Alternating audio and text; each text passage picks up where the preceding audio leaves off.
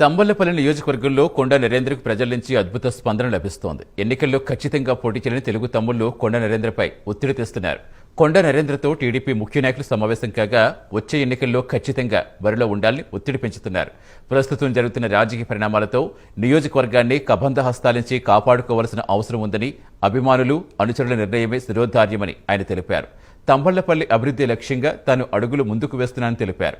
అందరితో చర్చించాక నిర్ణయం తీసుకుంటామని తెలిపారు. కొండా నరేంద్ర యాక్టివ్ కావడంతో ప్రత్యర్థులకు ముచ్చెమటలు ఖాయమనే టాక్ వినిపిస్తోంది.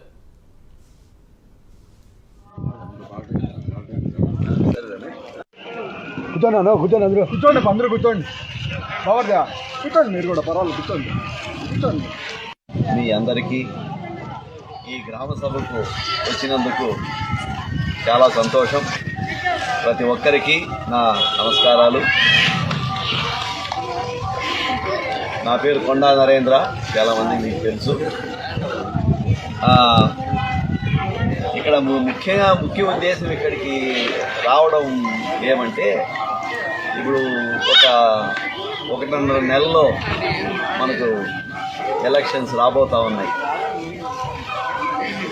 ఈ ఎలక్షన్స్ టైంలో ఎంతోమంది నాయకులు రావడము, ఎన్నో స్లోగన్స్ ఇవ్వడము, ఎన్నో నినాదాలు ఇవ్వడము, రకరకాల గందరగోళ పరిస్థితులు. ఆ పరిస్థితుల్లో ముఖ్యంగా మన తంబళ్లపల్లి ఈ నియోజకవర్గం సంబంధించి పరిస్థితికి చాలా గందరగోళంగా ఉంది. అది ఎక్కడ గందరగోళం అయిపోయిందంటే, ముఖ్యంగా మన తెలుగుదేశం పార్టీకి సంబంధించి ఒక అభ్యర్థిని నిర్ణయించడంలో పొరపాటు జరిగింది అని నేను అనుకుంటా ఉన్నాను.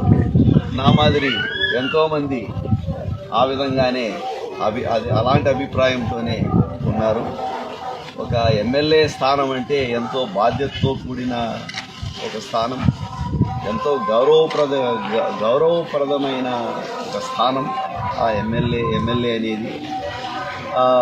అట్లాంటి స్థానంలో ఉన్నవారు మన జీవితాలను అంతో ఎంతో ప్రభావితం చేస్తారు. ముఖ్యంగా మన రైతులకు సంబంధించిన ప్రాంతం. మనం 100-95 మంది ప్రజలు మన ప్రాంతంలో అంతా రైతులే.